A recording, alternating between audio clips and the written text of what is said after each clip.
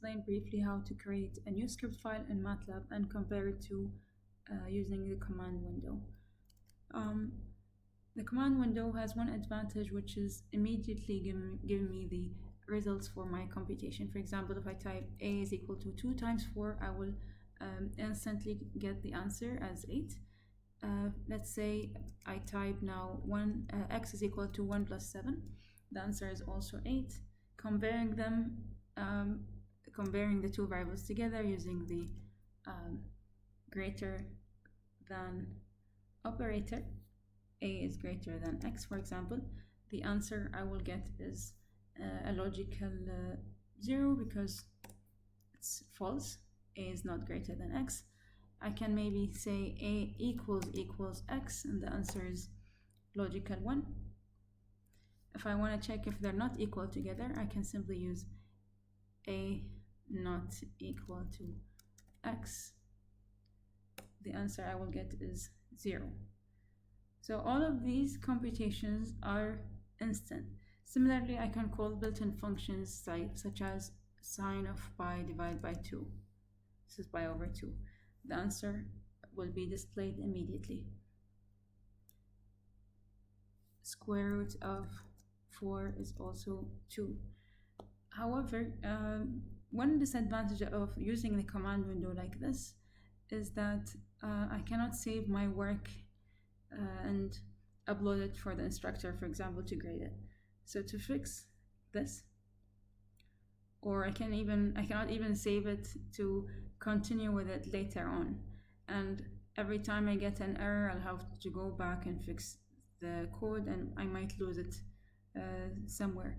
So for this, we'll have to use this script file, which is what we're gonna use the rest of the semester when submitting assignments, assessments, etc.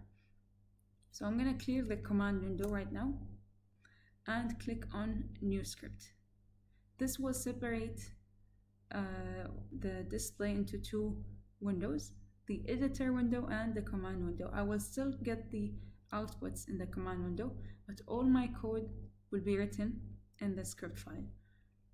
I like to start my script file with 3 commands, CLC, which will clear the command window after each run, clear all, which will erase all the variables in the workspace, so I will start from scratch every time. This is optional, you can type close all, and this is to close all figure windows that might be open instead of having to close them manually. And maybe a comment for my name and a comment saying that this is lab 1, for example. Okay. The first time you attempt to run your script file, Matlab will ask you to save it, so I'm going to save it as lab1_ml. Make sure that the file name does not have a space, and make sure that it starts with a letter. Make sure that it doesn't include special characters. So it must start with a letter. You can use letters and numbers, underscore, but no space. And the extension by default is .m, but you don't have to specify it here. It will be specified by default. So lab1_ml, and click save. You will see the new file being created in the current folder here. This is another file that I have open, that I have saved previously. I can double click on the file name to open it, but I already have lab1_ml already open, and every time I want to run the code in it, I can simply click run. My code doesn't have any output. All it does is that it clears the command window, it erases the variables in the workspace, and it closes the figure windows. So now we can write your code normally. For example, a is equal to 3, b is equal to 5, and then say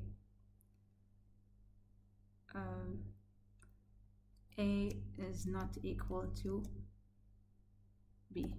We want to check if they're not equal, and then click run. Notice that I have semicolons here and here. That means I'm not going to see the values of a or b. The only value that I will look at is the check for inequality here, and I'm expecting to see a logical 1. So let's click run and look at the output. The answer is logical 1. And in the workspace, I've created 3 variables, A, B, and the built-in variable answer. Okay. We've also looked at another built-in variable earlier, which is pi. So there are multiple built-in variables in Matlab, such as the I, pi, the answer, which will always update depending on the recent computation. See, it has now the value of pi. So this is how you can create a new script file in Matlab and how we can run it. Notice the difference that when typing commands in the command window, I have to hit enter to look at the results. For example, A enter, it will give me the value of A. But in the command window, after each edit, you must click run.